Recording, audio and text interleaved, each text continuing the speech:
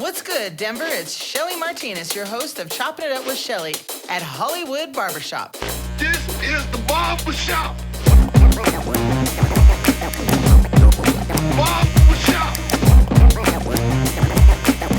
This is the barbershop. The place where a black man means so. What's good, Denver? It's Chopping Up with Shelly over here at Hollywood Barbershop, and I have Colorado Barber Supplies. Tony, how you doing? Good. You're welcome. So, Tony comes around to all the surrounding areas of Denver, supplying not only equipment but supplies to all of the barbershops. And what is your route actually right now? Right now, as far as in general, every day or in everywhere. What part of the cities are you servicing? So Denver is one of the main hubs. Aurora, it's another one. What is it? Englewood, Lakewood, Westminster, Thornton, North Glen. I'm also in Colorado Springs. Wow. And then as far as north, Greeley as well too. Wow.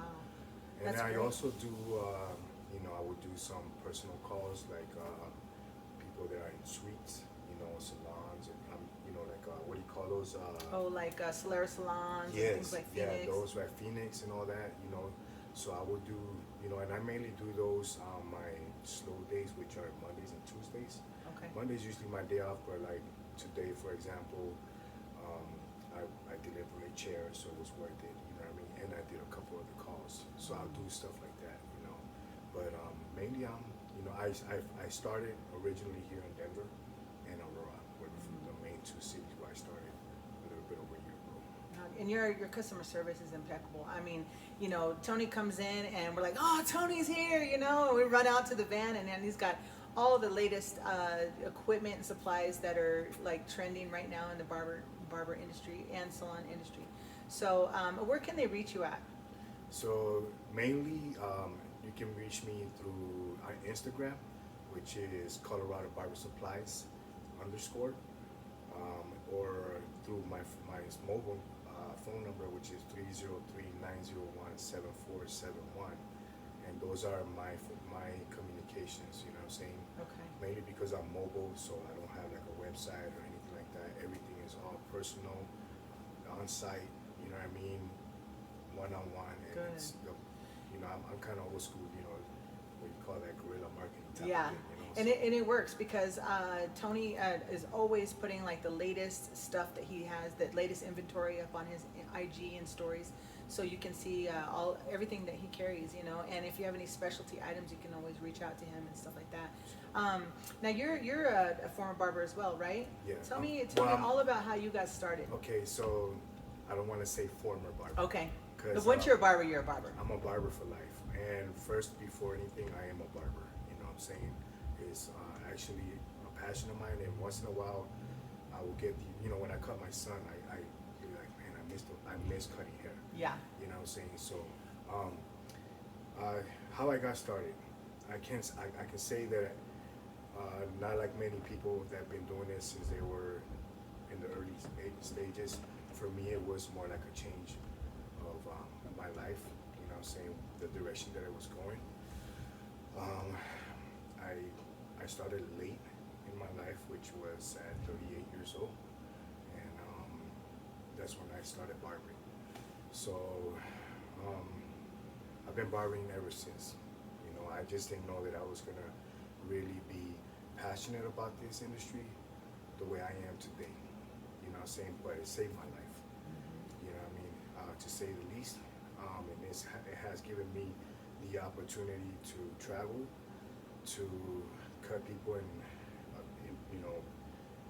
ex football players, ex baseball players, boxers, and it's helped open a door for me to own my own business as well too, because of it, because of the knowledge that I have about. And it's a barbering. thriving business. Absolutely, it's only been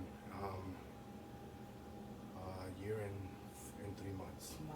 since I started the business, and I literally started from the trunk of my car. You know what I mean? It looked like I was some peddler out there. You know what I mean? Yeah. Serving clippers and all that. You know what I mean? Like they would do in the neighborhoods and stuff. But no, it was all legit. I licensed from day one, LLC, all that. But everybody has gotta have a starting point in life. You know what I mean? And for me, it was that very minimum, and I just knew my ability to communicate with people, and I know the ability that I have of the hustle and the grind, and what it takes. And I had to kind of like block off what people thought, embarrassment or whatever, you know what I'm saying? The fears that people run from and place on themselves, and it keeps them from advancing because they're like, oh man, am I gonna look like an ass, you know what I mean, or whatever, But I just didn't care. I didn't care how I looked. I didn't care how I came about. I just knew that I had two good traits. That I had excellent customer service, and I'm very respectful. So any place that I went to, it was, game on. You know what I mean? I had to acknowledge who the owner was. You know what I'm saying? Make sure that I didn't get past them. And I acknowledge every barber behind the station, and whether they were buying anything or not, I'll always ask them, are they okay? Do they need anything? Anything I can help you with? You know what I'm saying? And I just knew that was one of the things that I know I'm good at, even before barbering. When I was in the streets, I just had this ability to be able to always find a way. You know what I mean? And I found a way to learn the city, because I'm not even from here, you know what I'm saying? Yeah. So it was like GPS driving, you know what I mean, and U-turn and come here. So I wish I would have documented all that, because there's a lesson behind all that a lot of people that may be in a struggle, that might be in a bind in their life and feel that they don't have what it takes, or maybe even that they feel that there's no more hope for them. Because I know what that feels like. And everybody's on their own timeline, so I mean, it doesn't matter how young you are, how old you are, you can change your life and your direction, retransform yourself, reinvent yourself, learn a new skill, all that, Absolutely. It took for me, I started, I got into barbering in 2000. I was 38 years old. Just to kind of like fill in a little bit. So, where were you at all those years, so that people know, your audience. So, raised in California, you know what I mean, and on the streets since I was 13. Had no direction.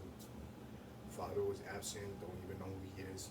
My mom can only do so much, raising 3 kids and by herself, and me and my sister were a handful because we just wanted to do whatever the hell we wanted, So we found the streets, and we found those role models out there that we just thought this is it. They got the cars, they got the money, everything, and and then the gangs. I got into gangs as well too.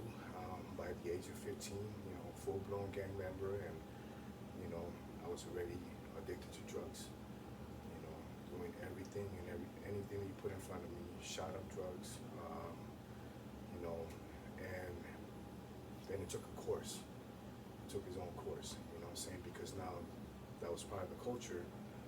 Behind that culture, there's more things that happen, the institutions, the prison, jails, coming in and out, the mindset, all that, so, at 35 is the last time I ever stepped out of prison, and I told myself, this is it. I'm gonna waste my life in here for the rest of my life. And then there won't be probably another next time. I either gonna die in the streets, overdose, or get killed, or I'm gonna end up doing something pretty bad, and I'm gonna spend the rest of my life in prison. And there was a plus motivation force, which was my son. When I left, I left my wife pregnant. By the time I got out, he was already 2 years old, a little bit over 2 years old. So I just knew that I didn't want that for him. And I seen my friends, their sons become who their father is or was. You know what I mean? And I didn't want that for him. So when I finished with all, all my paper and everything in California, discharged my parole in 2011, April 1st. I had to call the office to make sure there were no April Fools. Yeah. I was like, "Are you sure I'm off parole and I can leave the I can Right. leave the state?" And they were like, "Yeah, man. Good luck to you." Wow. And that was it. It was the first time of me ever paroling. I held my number for 14, 15 years, and that was it. So I took a chance, try to get into a beauty school in California. And long story short, on that one, they ran my background, and they saw how extensive it was, and there was nothing but violence and robberies and all that stuff in there. So they had to submit that to the state board. The state board, they allowed me an interview with the director, and the director. So we had like a little board thing, and they're like, you know what? Normally we have people that have been convicted of a crime, but it's like drugs, domestic violence, and stuff like that. He said, but never nothing like this. And he says, and we do have to protect the public. So with that being said, we'll allow you to go through the process of getting funding and the aids and all that. But when it's time to go for your state board test, if you do pass it, we're not going to guarantee you that we're going to license you in the state of California. That right there to me was like a Door punch in slam, the yeah. gut. You know what I'm saying? Because I'm like, man, I'm really trying. But that's the problem, that when you go so many years and now you're in your 30s, and now all of a sudden you want to try to change your life around, that's when you got to be prepared for all the rejection. All the slam doors. All the and slam that doors, stuff. all the no's and everything. Because when I did made a little effort to try to do something, the first no, the first door, boom, I was out and running. I was like, the hell with this. I know exactly what I got to do, and I know what I'm good at. So you would revert back. Absolutely. And and it would take me months before I'm back in prison. And every time I went to prison, 7 years, 3 years, 4 years, and stuff like that. You know what I mean? So I was always gone for years, So that's when I knew. I was like, okay, let's see what the other option is. Because I didn't have no work history. I had no traits. I didn't have no skills. Nothing. Any job it was always either dishwashing or as a laborer in the construction world, which was very minimum wages. You know what I'm saying? We're talking about $10. In California, even at the time, it was like try to live out of $10 an hour. Kind of thing. So I called my cousin in Florida. My cousin Nicole, and I called her and I said, hey, cuz, I'm about to discharge my parole, and I feel the ball's closing in now. Reality's gonna hit, because I'm gonna be really a free man for the first time in almost Gotta be 20 frightening. years. It is, because now I got the freedom to go and come and go as I please and do whatever the hell I want with no supervision for the first time. So she said, what do you want to do? My mother-in-law, rest in peace, she was a barber for 35 years. Her son, she groomed her son into a barber. Now he's a barbershop owner. And for years, she was always on me. Every time I get out, he said, in Spanish, why don't you get into barbering? You know what I mean? It's kind of like a hustle, and you're good at what you do out there, but you're not good at getting away with it, And so she said, give it a try. I said, yeah, Mom, don't worry. Yeah. My mom was on drugs. Sure. I love drugs. I love doing drugs, And so that time came when my cousin asked me, so what do you want to do if you come out here? You know what I'm saying? Yeah, you want to get away from everything, but what is your plan? What's your goal? And I told her, I said, you know what? I never picked up a pair of clippers only to bald my head. I said, but I'm going to give it a try. I'm going to take my mother-in-law's advice, and I'm going to go if you can get me into a school that will accept me with all the baggage that I'm bringing with me, let's roll. I discharged April 1st. By April 7th, I was already in Florida, and got me a little part-time job while they were doing all the paperwork, and the rest was history. Wow. I went for it. I gotta say, getting that license was to me like getting a doctorate degree. I don't know why. I just felt that I was in tears, and everything. Of course. And I It's a major accomplishment. absolutely, because I never accomplished anything in my life. You know what I'm saying? So. And added being, like we had talked earlier about being comfortable. You were Yeah. comfortable in the streets, and Yeah. the drugs bring you comfort. Absolutely. And possibly even at the time prison. You know what I mean? Yeah. You get accustomed to that kind of lifestyle, and it does something to your mental. And so. But just listening to what you've already just said, I mean, you show me that you're just a man of perseverance, and you took that chance. I mean, just to uproot your family it's a major uncomfortable position to be in, and not knowing what lies ahead of you, whether you're going to fail again or what the situation is. But I mean, a lot of times when you're in an uncomfortable position, you feel uncomfortable. It's a situation you're uncomfortable with. That only means you can't look at it as a negative thing. You have to look at it like, hey, being uncomfortable means that there's something better that lies ahead, because if you can push through that threshold of uncomfortability, everything will fall into place for you. Absolutely. You're in a better place from where you were. You know what I'm saying? But it's like letting go of the streets, letting go of the drugs, letting go of that lifestyle that you had, and putting yourself in an uncomfortable position, like going to school and not even really having the confidence to really get in there and do it, and believing in yourself. I mean, and now look what happened. It was nerve-wracking because, the first thing that went through my mind was the expectations of people are expecting that you can deliver. Sure. And then, it puts you in a very absolutely. And uncomfortable then situation this particular again, barber shop was like in a very urban community where they would just let you know right off the bat. Oh, like, yeah. What the hell is this? Right, You know or what I can you mean? cut? Or Yeah, can are you you any cut? good Yeah. or whatever? Exactly. I hate Who that. are you? Right. But you know what? So I already knew I'm gonna have to. This is another grinder that I have to put myself through to get through this. And then my cousin's cousin called me from a barbershop that had a reputation. It was called Fade Masters, and it wasn't called Fade Masters for nothing. This guy had 7 barbershops, but he recruited nothing but the best barbers, all licensed barbers. And he told me, he said, look, one of the barbers got fired from here. This is not gonna be a chance you're gonna get, because everybody wants to come And work they for Fade stay. Masters, and they stay because they know that it just stays busy.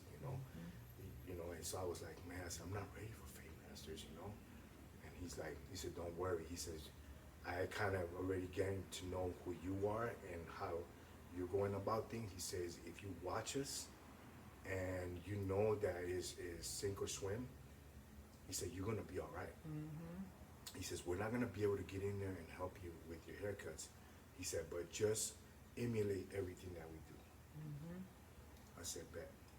I went and did an interview with the owner, and he says, you know how to do a blowout? And I'm like, what is that? The fuck is a It was a blowout? blowout, you know what I mean? Like, yo. Does that come with the blow dryer? Yeah, and he said, you don't know what a blowout is? He says, there's a tape on the side, they call it a 5'9", a shadow fade, whatever. Oh, wow. Yeah, so I said, look, I'm gonna be honest with you. I don't know much about barbering, but I just know that I'm willing to do what it takes to learn this industry and this craft.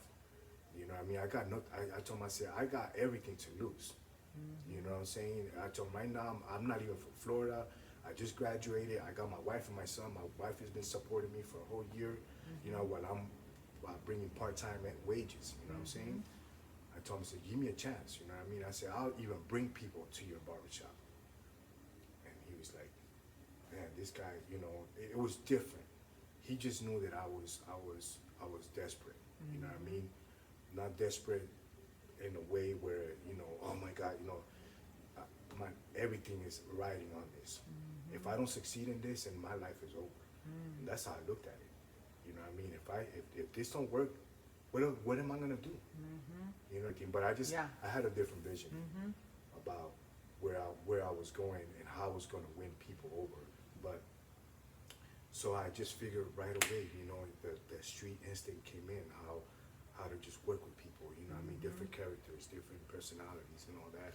And I mean, we can sit here and talk bad about the street, because there's a lot of bad, Yeah, absolutely. a lot of bad elements of the street, Yeah. I said, but it does teach you, how to relate, how to get by, how to hustle, how to get it done, you know what I mean? Absolutely. So I mean, it's like a survival technique that you might not find anywhere else. Absolutely, and not only that, I use some of that into what I do, because most of the people that I deal with in this industry, they all have a story to tell. You know what I'm saying?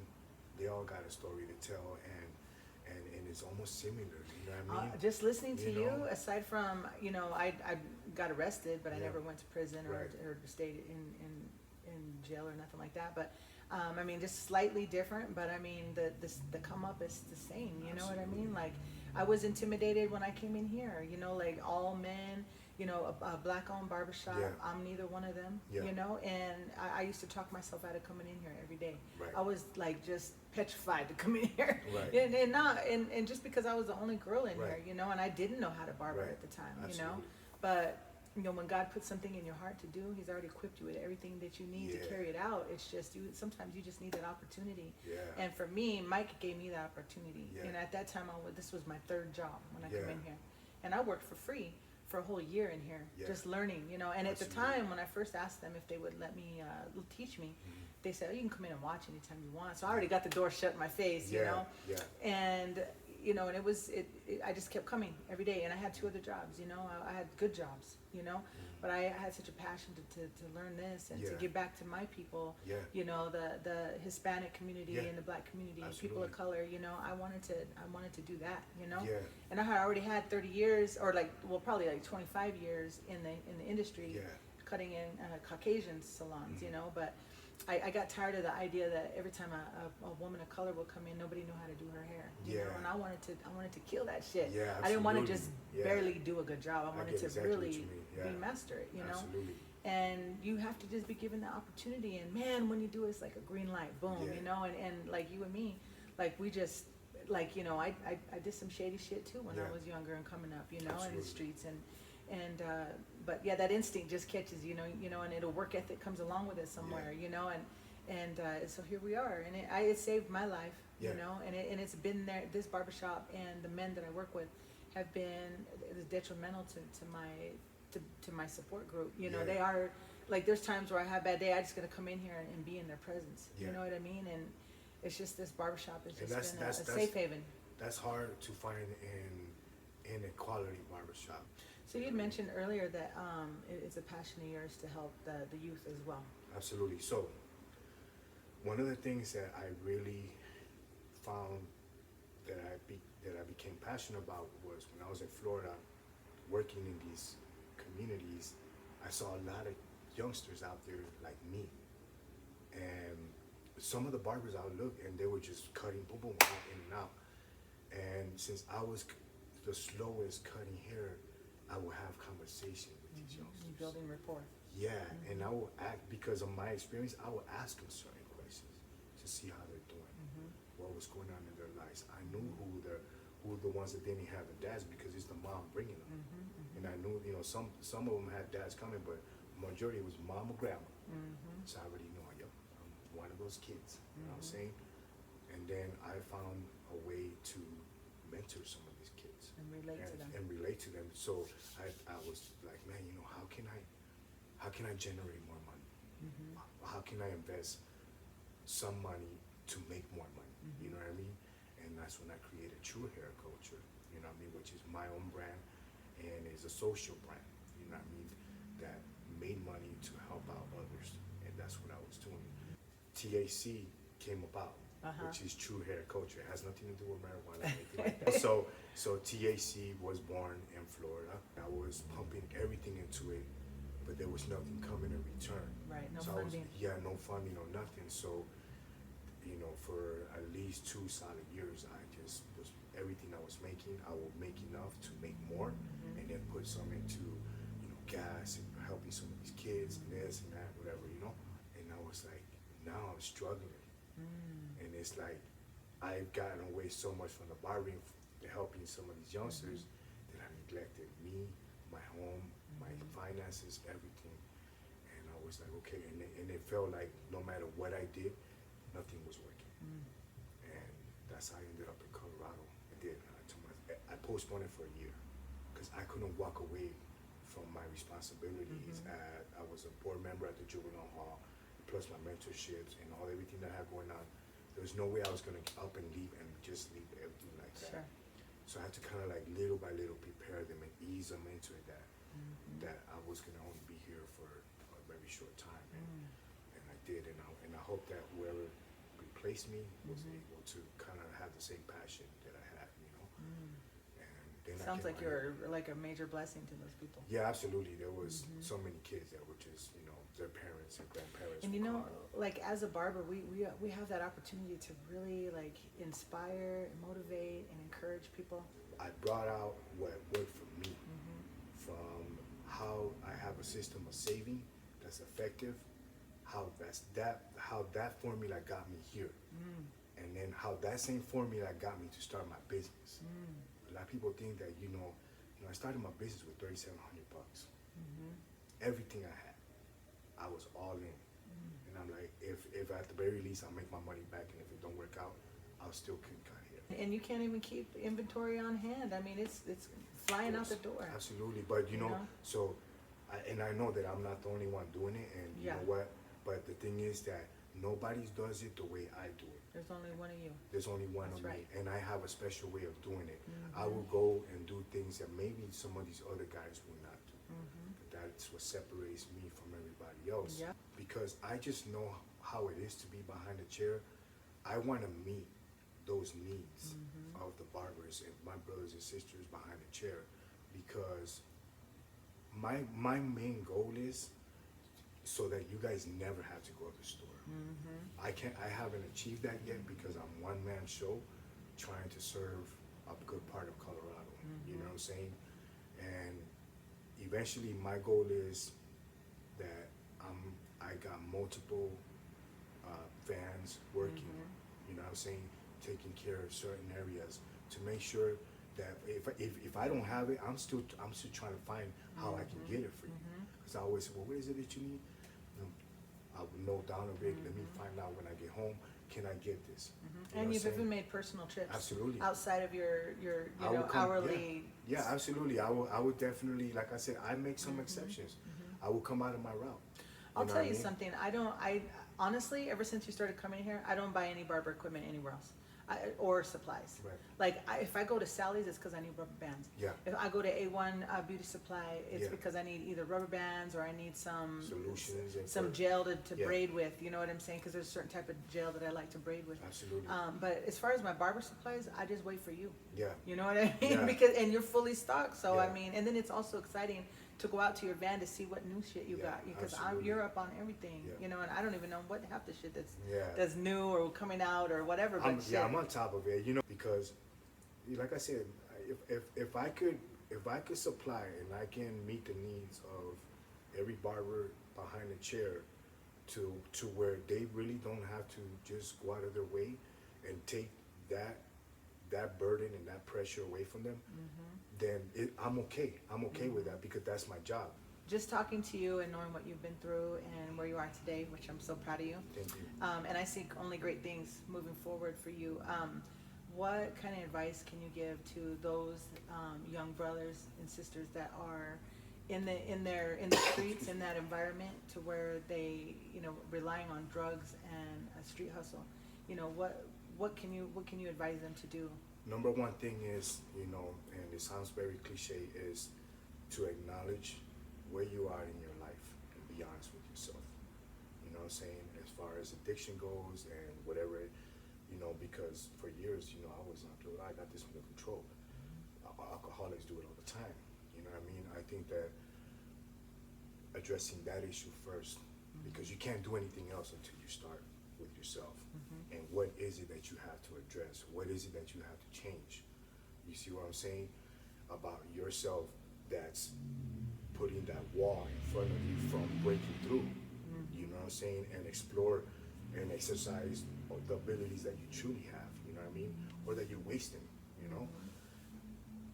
I think that it starts there. Once you understand that, and then second, willing to put yourself through the worst case scenarios, the no's, the multiple no's, the rejection, the many doors getting shut in your face. And the reason I say that you got to weather through that storm is because when you have already trained your mind to be a certain way for so many years through drugs and the streets and stealing, robbing, whatever it is that you already had trained yourself, you know, to break that. Well, guess what? On this side of the aisle, this is how people live. These are the expectations, and people are gonna look at you like, well, man, you know what? Why am I gonna give you a chance when you've been screwing up for freaking 15 years? And this guy right here's got a clean slate. You know what I'm saying? Been doing everything right. You know what I mean? Why would I give you that chance? That's just human nature. That's just the way people can perceive things. You know what I'm saying? Look at things, and it's okay. You know what I mean? Everybody's entitled to think how they want to think and go about things. But there's always going to be these people like Mike that give opportunities, that open doors, that are understanding, that been there. You know what I mean? Somebody will open that door. When they do, then you have to approach it. You know what I mean? And be willing to step in. Absolutely. And I look at it this way. You got to look at it as your life depends on that. It's do or die. It's like getting thrown out there in the middle of the ocean, and you have no choice but to swim back to shore. Either that or sink and die. You know what I mean? And as long as you're willing to put yourself through that and stay the course, no matter what, whatever it takes, then I believe in my heart then now you're giving yourself a fair chance for somebody out there to give you an opportunity. And you have to break outside of your crowd that you hang with. You know what I'm saying? Because there's so much truth to the people that you hang around with are the people that you become. Absolutely. You have to distance yourself from those people that are not adding value to your life. Those people that are not, you know, encouraging to do the right things. You know, there's people that like. You know, misery likes company. You know, there's you know, if we're both fucking up, I want you to stay with me, and vice versa. So we can stay in this funk right here instead of, you know, encouraging you. You know what? It's better you do that. That you know, got to give yourself a chance. I was really literally living that life. I was trying to be something out there, you know, that other people would look at like, you know, this guy's an idiot. You know what I'm saying? But in that world made sense to me, and then I had to be honest with myself. I'm like, well, for one thing, I love to do drugs. I love being high. I loved the whole gang aura. Being everything. Somebody in that gang. Yeah, absolutely. And then choosing when you to get be older, nobody, absolutely. starting over. Because and then you're getting like these accolades and these little pats in the back for who you are and what you've been build up through. a And rep. yeah, so it's like, you know, people looking up to you. So now you feel like you gotta live up to that. And I had to realize, I realized that I gotta go because these things are what's gonna keep me where I'm at right now in my life. You can still make good decisions, and you can still separate your crowd from the people that you used to hang out with. But it's just the choices that you have to make, and you have to believe in yourself and re-establish a different type of crowd to hang around. And that's very difficult. I'm gonna tell you why. That's a very difficult thing to do because, you know, it's so much easier to fall into that familiar environment that you're in, that you forget that you're trying to go this way, to get away from everybody that I knew, everything that I knew, and to literally give myself a fair chance to do something with my life. That's when I realized, you know what am I missing? Why am I getting high? Why am I drinking? You know, why am I taking exception? Why? Because I was around it all the time, and it came so natural. And it's just forms of distraction. Absolutely. From where you are supposed to be guided and where you're supposed to be headed. Absolutely. You know, and you have to just really believe in yourself, and you have to have the strength to, like I say, be uncomfortable for just a little bit, and look at what your uncomfortable, you know, situation led you, you know, to where you are now. And even now, I still put myself in uncomfortable situations only because it keeps me on my toes. 11 years is how long I've been living out here in society. On society's terms. And you've made some major moves. Absolutely. And they're positive ones. There's no excuses. There's no excuses. I think, we are the excuse. We're the ones that make this. We're the ones that set our limits. Because, they're uncomfortable or they're unfamiliar. They don't want to do the work. They don't want to put in the work. You know what I'm saying? An example, when I was cutting hair, I just knew that I wanted to be the one to cut everybody. That's how my mentality was. I didn't want to leave the barbershop. I've never even made this kind of money legally, And I go and this is something that's happening in the industry more and more because of how it is the culture now. People always claiming how hungry they are, but they walk around like their bellies are full with nothing in it. They're not putting nothing in it. You know what I'm saying? They're not putting in the work. They want to show up on Thursday, either grind Thursday, Friday, pay their booth rent early Saturday, and be out. It's You know all what I'm saying? you get what you put into it. Absolutely, and I'm just like, man, damn, or I'll go to barbershops and nobody want to take the walk in when they can. Right. And I'm like, but they got bills to pay. yeah. But they'd rather harp on that idea of being in lack mentality than to put in the work and, and make themselves. Or when they don't have the money and they're not busy, they want to blame it on the owner. Well, the owner's not advertising. No, well, aren't you a sale contractor? Aren't you, an owner of your chair? Then it's your responsibility. The owner opens the door. The owner tries to keep everything running. You know what I mean? Yes, he can advertise whatever, but at the end of the day, it's up to you. Me, I carry cards all the time. And even when I was cutting hair, it's like my card or my flyers with all my haircuts, you know what I mean? Trying to put the best haircuts on there. Because I just knew, I'm like, people need to know who I am. I'm going to go out there and get it. I'm not going to rely on this guy to pay my bills. Right. You know what I'm saying? It's up to you. You can't be mad at this man. This man, he put in the work to open up his own business, to employ other people, to give them an opportunity to probably just do the same thing for themselves. Now, if you want to limit yourself and you don't want to put in the work, you got nobody to blame but yourself. Right. You know what I mean? And that's just bottom line, I agree. And that's, I stopped making excuses because I was a master at it. I was a master at I think excuses, a lot of us are. and blaming other people because of my fuck-ups, you know what I mean? No, it's not like that. It's just you're accountable for yourself. Yep. And like I said before, it's never too late.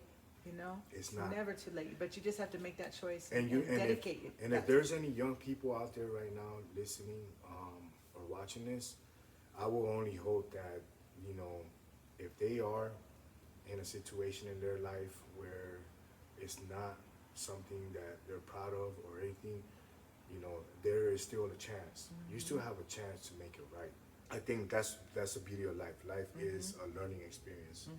And what you take from it, it's what you're going to put out from yourself, And everyone you come in contact with is a person that's either going to inspire you, motivate you, encourage you to do either right or wrong.